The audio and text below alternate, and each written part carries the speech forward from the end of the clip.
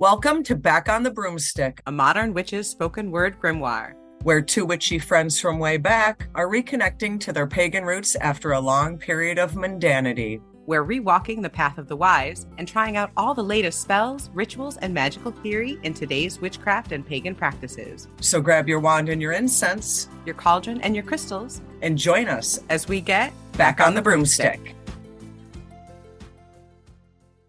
Hi, and welcome to Back on the Broomstick. I'm Layla. And I'm Chelle. And on this episode, we'll be sitting down with the creator of the Tarot of the Cosmic Seed, Lalania Simone. This deck is flipping gorgeous. Now, I want people to take a seat and grab your tea because this one is going to throw you off the damn roller coaster. We all know the history of me and tarot decks. I have actually, I'm so glad we're going to talk about this deck tonight because I have actually taken this deck out of the box. I have put it in my Laura Tempest Sakroff beautiful tarot bag.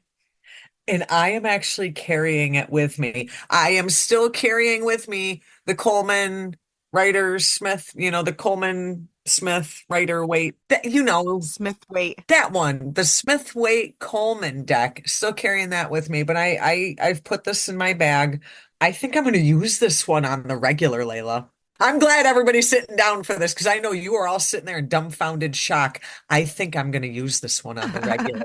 There. Well, do you remember when we made our Spotify blend and it was like 98% match? Yeah, because Spotify knows. Yeah, Spotify knows we're best friends. Well, guess who also put this deck in a bag and has been using it on the regular? Let's all show our surprised faces. Yeah, right? I took this deck out, and from the moment I saw the purples and the glittery blue, and okay, I admit it, even the blue edges, I was hooked. To be honest with you, the first card that pulled out to me, I have this thing for dragonflies, the Lover's card. Yes. And the minute I saw that Lover's card, I was like, oh my God, I need that to be a tattoo. You stole that dragonfly thing from me. I like I probably did, but that's okay. That's okay. We share everything. But for me, it's the Knight of Wands, but she calls it something different. It's the Action of Wands. That card with the motorcycle. I just freaking love that card. Okay, so these cards are gorgeous. It's a collage type deck with photos, with traditional artwork. It's put together edge to edge. The colors are jewel toned, saturated, gorgeous. And I love cards that are edge to edge. I love that whole picture thing. And I guess there's a use for having borders, but these are damn gorgeous. They could be art pieces in and of themselves.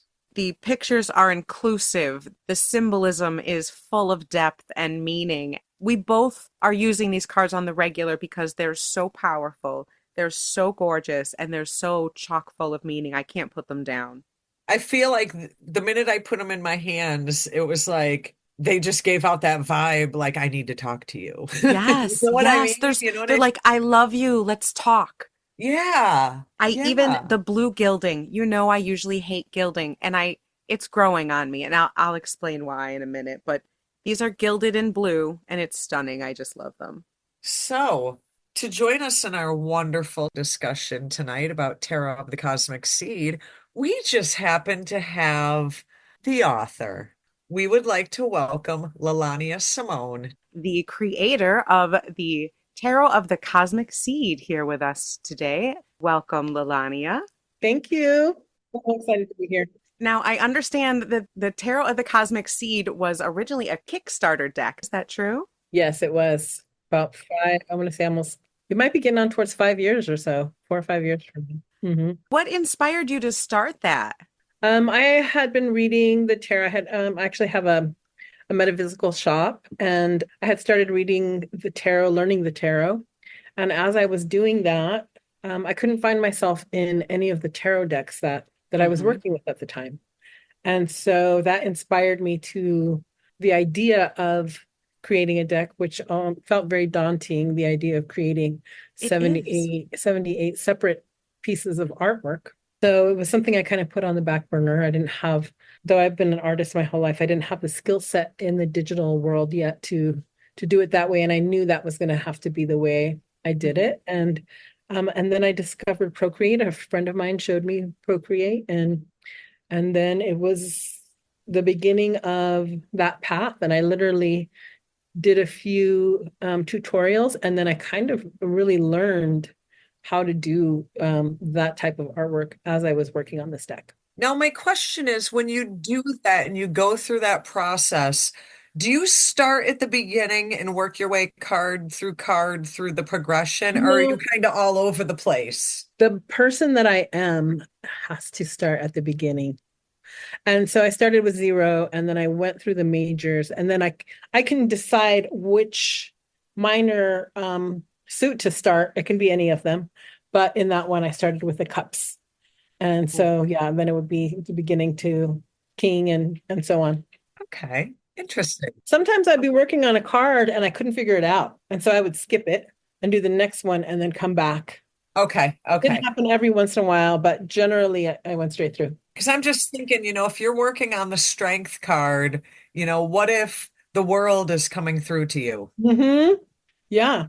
I think there was probably a few exceptions, but all in all, yeah, it was a straight through. In this deck, there actually are 79 cards. Yes. You have a 23rd card in the major arcana called the Cosmic Seed, right? Yes. Did you go straight through to that as well, or did you do that at So the end? the first edition did not have the 79th card. When Oh, I did a second edition, I wanted to make it different so that it had something to add. So I made some small adjustments to the artwork, and I changed the box and the card backs, and I added the final card. Now, what was the inspiration behind the Cosmic Seed card?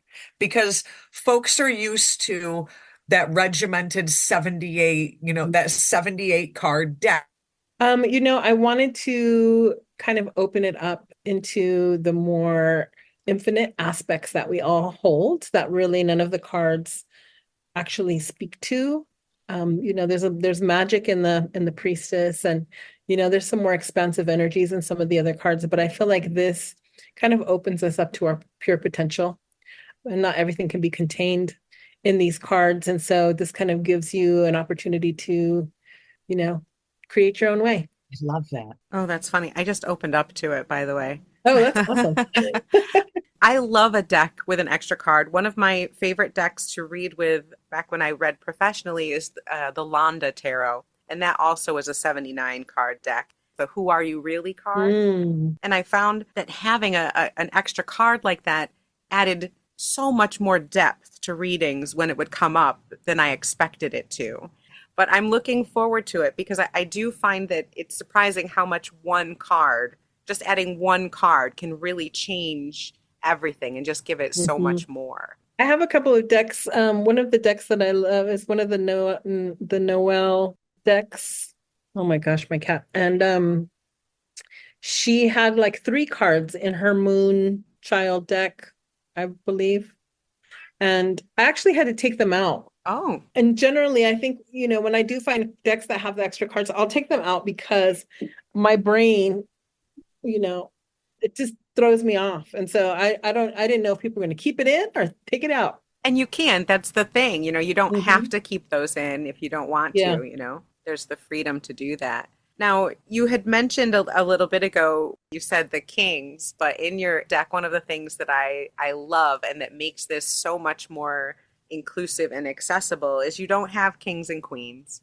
You don't have pages and knights.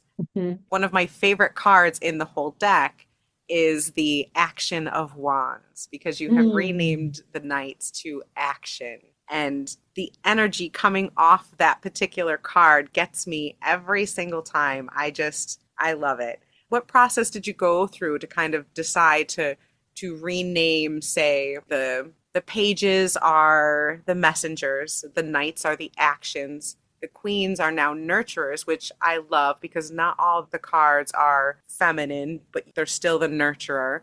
And the same thing with the kings, they're called mastery. And same thing, those are not all masculine cards to kind of represent that we can be all of these things.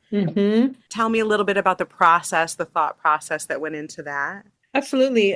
Well, I took out all of the hierarchical, more colonial cards across the deck. including the Emperor and the Empress, because I wanted it to be accessible to the modern person who's reading it and has no connection to kings and queens. I also always had a hard time reading the courts. People say that they can or should be read as people in your life or people in your world. And I had a hard time with that. So I decided that I was going to present them as more of an energy signature. And so I had to sit with that for a while. And I knew that the queen was going to be the nurture and the king was going to be the mastery. And it was really kind of trying to sort out what was I going to call the pages and the knights. And then, after I sat with it for a while, it came through as this is the energy that we're working with here. And I like that because the one thing I think that sets this deck apart from the vast majority of decks, it is very inclusive and it doesn't necessarily give the stereotypical gender assignments. Mm-hmm. So I like that inclusiveness where this deck is for all people of all flavors. And I love that. Awesome. Thank you. I did kind of still give the nurturers and the mastery, they all have crowns. They still have their regal energy to them. So that's kind of still a nod to that traditional style. It's very traditional. This deck is very traditional. It follows the Smith-Waite symbology and imagery reimagined. So as much as it is new and fresh and wonderful, it's very easy to read. As a reader, whether you know the cards or not, if you know the traditional symbology of the Rider-Waite-Smith decks that you're used to, this will obviously come very easy to you, but there's so much more to it. There's meat to it. But if you don't know that, you can still pick up these cards and look at the richness of the color and the layering of the imagery that you've got in each card and come up with a story and let your subconscious and your intuition just flow with it in such a beautiful way. It really was that artwork and imagery that kind of sucked me in immediately to this deck. I have a good share of my own decks. I am a collector, addict, whatever you want to call it. I call it a lover of tarot. The first thing I usually do is I go through and I pull out the cards that immediately, that first look, first glance, pull me in and resonate with me. And, Layla and I look at a lot of decks, and there'll be times where I'll have 5 or 10 or so, and I'll be like, that's a good 5 or 10. Great. If I was going to create a magpie deck, these 5 or 10 would be in it. Mm-hmm. I couldn't stop with your deck. In the end, I ended up counting them because I was like, what the hell? This is almost like a damn equal pile.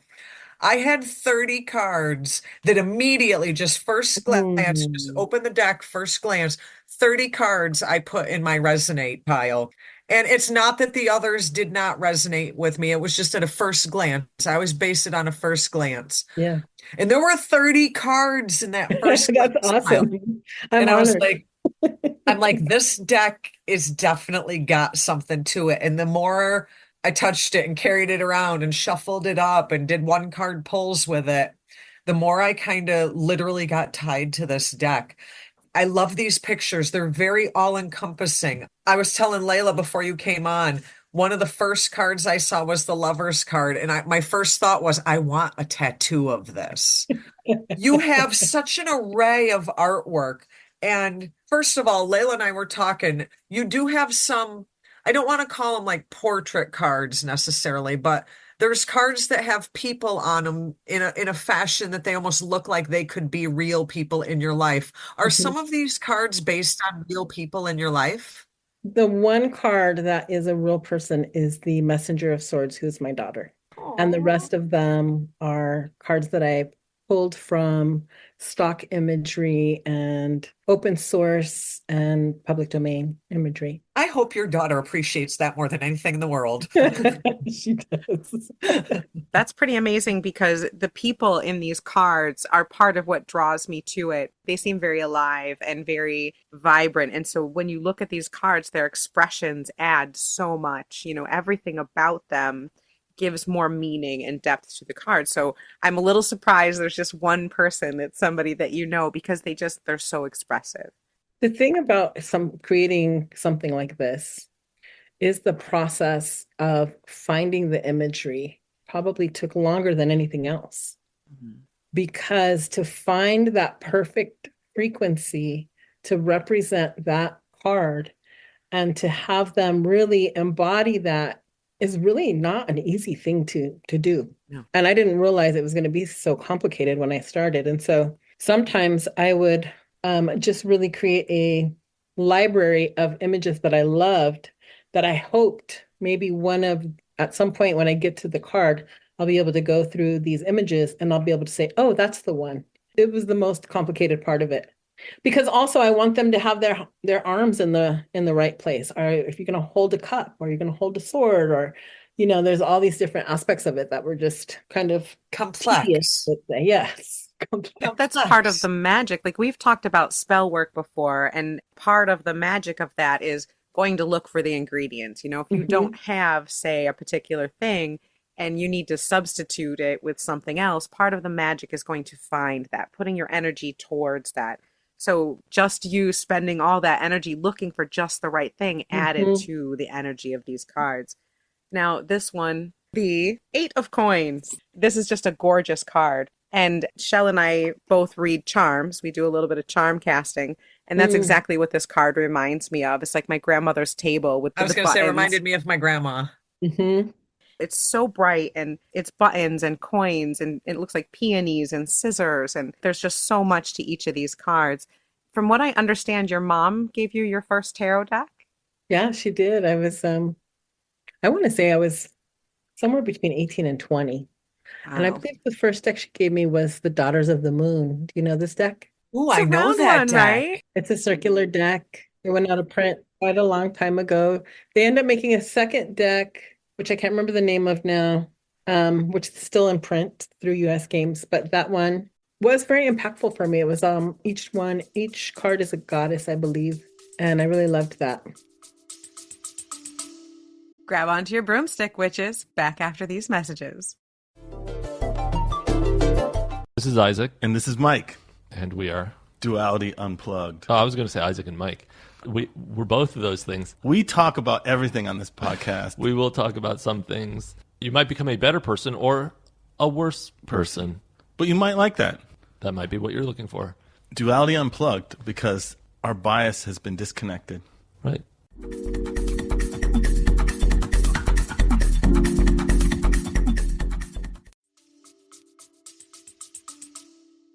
I like when cards kind of veer away from the traditional stereotypes that the Rider-Waite decks kind of stuck with. Mhm. I always looked at myself as a magician, but according to Rider-Waite, the magician is always a man. Mhm. So I really like decks that kind of veer away from that norm. Mhm. Yeah, I appreciate that too. One thing about this deck, and listeners of our podcast will know that I'm not a huge fan of gilding. However, it's growing on me. And your deck kind of really was the one to change my mind. I don't like gilding because it tends to flake and peel and dent very quickly. If you use a And deck, crack, yeah. yeah, if you do use it a lot, that gilding stops looking pretty very quickly. And so it was kind of a complaint of mine. Mhm. But the blue on this, first of all, is gorgeous. And Mine's secondly, rock solid still.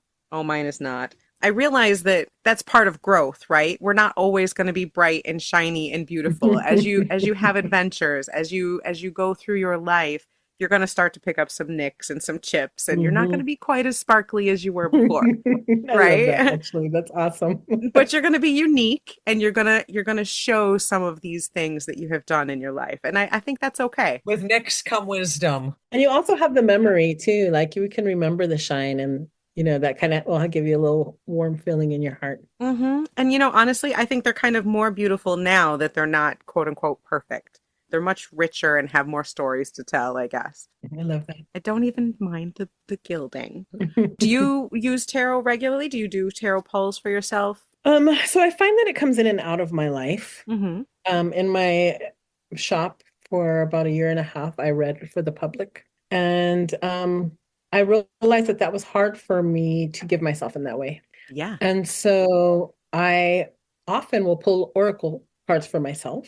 And I also have an oracle deck out. It's called the Oracle of Awakening. Beautiful. Which I really actually love pulling those cards because I feel like that was very channeled. And so I'm always like, when I read the book, I'm like, wow, that's awesome. But I'm like, thank you, Spirit, for that message. But no, not as often as you would think. I really feel like my connection to it is through the artwork. And Mm. I'm constantly working on a deck. Like there's, one coming through Red Wheel Wiser. I'm actually in the midst of another one that I'm going to kickstart here in a few months. Ooh, you are So that piquing part my of me, interests. that part of me is like always like I'm knitting or I'm making You're a jewelry. And maker. yeah. That's what really struck me is that you do all these different things and you create art. You're a metalsmith. You just said you're a knitter. You always have these projects going. Is that how you kind of express that mystic energy in your life? Is that how you kind of get that I out feel there? like it is what makes my life worth living and breathing outside of my child, who is Mm. now 20, so she's grown up and moved away. Child. It really is like if I'm sitting in front of the TV, I have a project in my lap. It's just it's like what makes life happy for me. Everybody has different ways of contributing to the world on all different kind of levels. And I feel like this is your great spiritual contribution to Mm. the world. And I thank you for it because I am so in love with this. My intention really was to touch people so that they could see themselves from wherever they were in the world. Mission accomplished. I love that. Thank you so much. That means a lot. You have other projects that you have created before, and your Oracle deck is a similar type of collage art. Mhm. It looks like it could be a companion to this. Like, I want to get both of them and use them together. I want to use the Oracle deck on top of the Tarot deck and really see how the energies there kind of go, because that's another thing about this deck. Now I'm going to get a little mystic for people. I'm going to get a little witchy here, but Shell and I both, when we pulled this deck out of the box, could feel the joy and the happiness and the energy and the light. It literally came out of the box feeling like, Love. yeah, and Mm. just good, strong energy. I just love what you put in here. But I think your Kickstarter came with like a journal. Is there ever any thought that you might put out like that journal type book with the artwork in it? Because that was gorgeous. So the first Kickstarter did have a journal with all the majors, full color, and I may have one or two of those left somewhere around here. What I'd love to do if the tarot does well for Red Wheel and they're able to keep it around and keep publishing it, I would love to do an expanded accompanying book Mm. because Yes. that was of course, my first deck, and I really put so much into the artwork, and I had worked on it for so long. When I got to the book, I was like, okay, let's get some important pieces of information, but keep it short and sweet. Hmm. And I've had a lot of requests for some expanded information that kind of touches on the symbolism and the choices and the colors and all of that. And I would like to be able to offer that at some point. So I hope that maybe we could do a deluxe set, a few years in or Ooh. something. This would definitely be the perfect deck to have a color book companion with. Absolutely. And I could see something like that being a standalone, an excellent standalone book too. Mm, awesome. Now, Thank talking you. about that, with all of that being said, was there anything in particular in this deck that you loved working on? Like, was there a suit or a particular card that really made you happy or that you more enjoyed than Yes. any other? What's that? There's several cards that I really love. I love the Seven and the Eight of Cups. Ooh. I enjoyed those so much because those came from really just the feeling of what those cups could mean. I mean, what those cards could mean. The seven is hands kind of in the ocean, and there's these little bubbles with the different options, all the different Oh, possibilities in front of yes. you. And the eight is like a very old ruin that is set in the sky with eight bowls of water full of roses. And you can walk through the portal kind of. And so for me, that's a very meaningful card. The Rider Waite kind of has that as like a going away or leaving or kind of endings, or there's a few ways to read that. But I've always loved reading that card as like leaving the material behind and deep and going deeper into the spiritual. Oh, And so yes. that's what that feels like for me. Hmm. And then one of the cards I really loved was the Ten of Wands. And Ooh.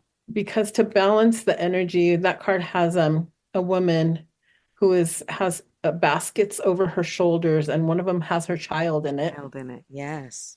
And I wanted to really portray that, sometimes we have to carry a heavy load. It's not forever. And sometimes, it's a load that we gladly carry. Ooh. And it doesn't mean that it's not hard. Right. Right. So I kind of feel like that really kind of captured that. What a beautiful way to envision that. I love how you put that. And all of these cards are envisioned that way. Now, the colors on them are very jewel toned. They're all very rich, deep colors. Mm. And was there a reason why you kind of strayed away from the more, I guess they're not really pastels, but brighter colors of, say, like the traditional Smith Waite decks? I am definitely a jewel tone girl. Like if you Hmm. were to look at my clothing when I go out into the world, I'm in magentas and turquoise and teal, and that's how I roll. Hmm. And also, as I started this whole digital art, I just went with the colors that I loved. And I didn't really have color theory. I don't have any training. Hmm. And so that's why also there's like every card is like its own piece of art, and it doesn't necessarily mean the first card is going to go with the fourth card, right? Visually, because they're each just their own creation. They're almost standalone art. They really are. It's really a trip. Like now going forward, the works that I'm doing, they all have a different level of coherence. So I love this deck because it's just so free. Like I didn't have any of those constrictions or expectations. I was just trying to get each card done in the way Hmm. that felt right. And now I'm like, okay, well, can we have a color theme for each of these suits? Like, everything has changed. But These, yeah. this, the whole color scheme of these just, it's a part of the ambiance that makes this deck so wonderful. The purples, the blues, the turquoise, like it just all works. Everything came together so perfectly with this deck. Sometimes when I look at that deck and I see like you pull out the sacred masculine card, and it's just like, here is yellow and everything else is so purple. And so it's kind of funny to me when I see it laid out. Sometimes I'm like, oh, that was an interesting choice. You see the bright ones out. Yeah, well, because as you're working through it, you don't necessarily know what combination is going to come up and how that's Hmm. going to present itself to other people. Now, in the booklet, there was a little tarot spread that you put in there. Hmm. And is that something that you created? Yes, that's my go-to spread. That's how I read when I read for anyone or myself. The only addition is that I now have two cards below that card. So it looks Ooh. like a tree. There's the trunk. I pulled the first card, which is the center card that Hmm. represents the person. That's the first card. And then I pulled two cards under it. That's the root. Ooh, okay, And then I okay. continue with pulling the cards. I like the root because that kind of gives you some place to kind of understand why we're here in the present. So it doesn't necessarily mean the past. It could be current events that are impacting why this present card is here. Kind of like the base. Exactly. Could be what's holding you down or holding you steady. Hmm. Awesome. I really liked that spread, actually. I am a spread fanatic. Shell and I create them, collect them, all that stuff. So Hmm. when I used it, I was like, ooh, this is good. And so I was very happy with it when I first tried it out. If you wouldn't mind, would it be okay if I put up a graphic with the extra two Oh, cards at the bottom? And absolutely. Hmm. perfect. I'll definitely credit it to you, but I want to show our listeners with the extra two cards. I'm going to try that right after we're done recording. I'm going to pull those cards and see how it goes. Yeah, throw that root in there. It just kind of gives you a little more context for everything, and I like that. I do too. So this is the spread that you tend to go to. Yeah, this is kind of my go-to. Sometimes still like I'll get hired to do like an event and I'll just do I some. was going to ask you if you still read publicly. Yeah, every once in a while, like something will come up, and like I said, I have a little metaphysical shop here in Denver, and we get calls sometimes, and they'll be like, "I'm having this event, and we're looking for a reader for like 3 hours, and if it feels like a good match, then I'll go out and do it, and I'll just It's do 5 card hard. spreads."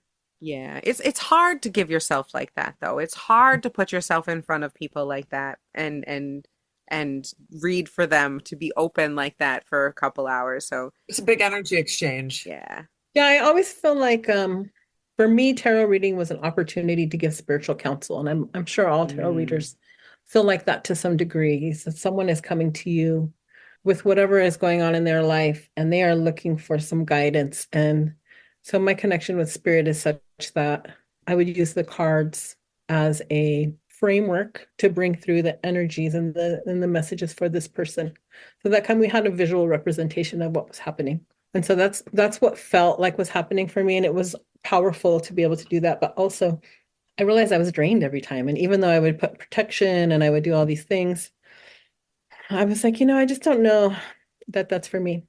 And I so love and respect the people who do it. We have some incredible readers at our shop, and I'm always just amazed at them. But you can get gassed out very easily. You really can. Yeah. Now, you said that you are in the middle of working on a new deck. Is that a tarot or an oracle? So right now I'm working on a deck that is called the Mythweaver Tarot. Ooh. And it is every card, I'm doing kind of a lino cut style digital technique.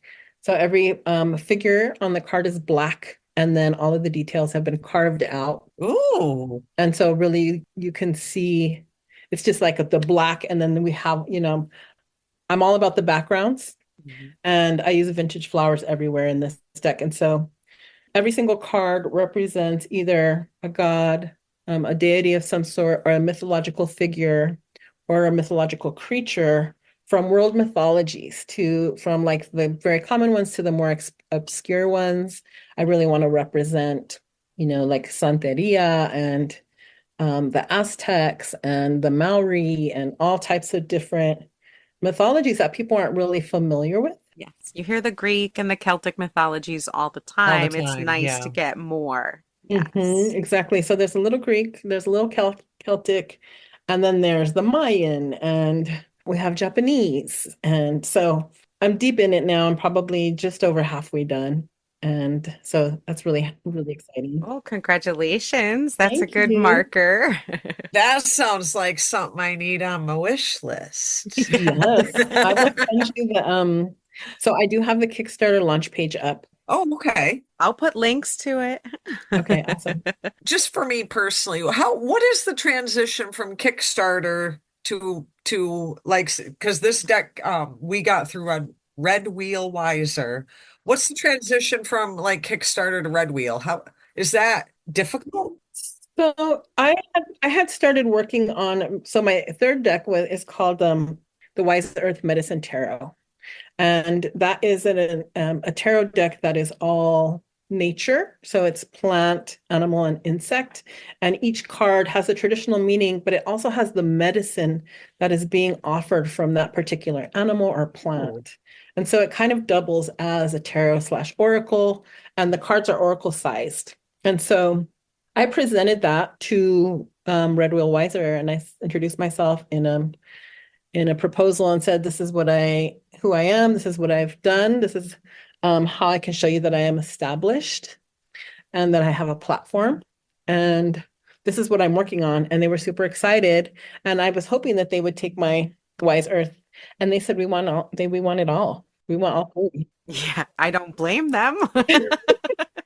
Yeah, it was a big surprise. I actually had originally also received an offer for the Wise Earth from a different tarot company that we all know, but they weren't as kind. And so it was very easy to make a really lovely decision to an offer that I couldn't refuse. We love Red Wheel. Yeah, They're so good. They're great there. They really They're so kind. They're so loving. They wrap around me in this beautiful way, and they've just been incredible every step. And between y'all, you brought us a freaking fabulous tarot deck that I can't get over. And I'm just shocked that I have found a deck that has taken me aback like this, because it is a rare instance. It really, really is. She collects them. She does not use them all. Right. There's like 2 or 3 she'll use on the regular. So me falling in love with a deck and using it, that happens once in a while. But her, it's like super rare. Rare. And I love this so much. So, so, so much. I love it, because that means you feel the spirit of it. That means you feel my spirit. Thank you. That means a lot to me. Thank Yes, and it's beautiful. you. Thank you. It comes through on your Instagram too. I do follow you on Instagram. I'll put links to your Instagram in the show description, but it comes through there too, just your loving spirit. And Oh, you describe a little bit on your Kickstarter page about growing up in Denver, and you were a little bit of a wild child. And then you said in your early 20s, you kind of felt that magic. You felt that call. And Colorado, to me, the whole place is magic. So I'm not surprised that you felt that there. But would you mind telling us a little bit about that moment in your life? so I grew up in the 80s. I am generation are we X, they called us. So I grew up in the hood in Denver when crack and gangs was running the streets, was running my neighborhood. It's really my experience was a lot of danger, violence. There was death. It was crazy.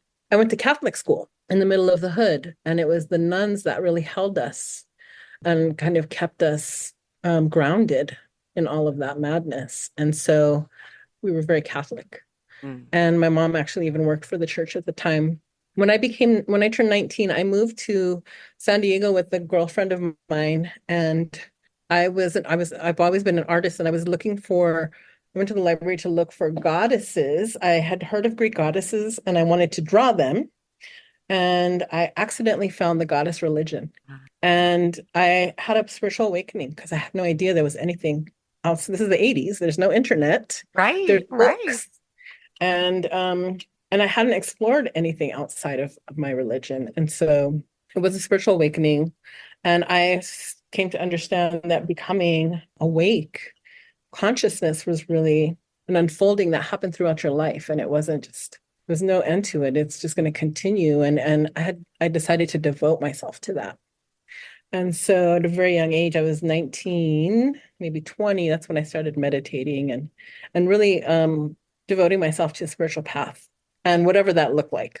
Mhm. And so that's just been unfolding around me since. And then your mom, who worked at the church, gave you your first deck, and the I rest know. is history. Isn't that awesome? Well, she said that It she had grown up Catholic and she wanted to give us a spiritual foundation.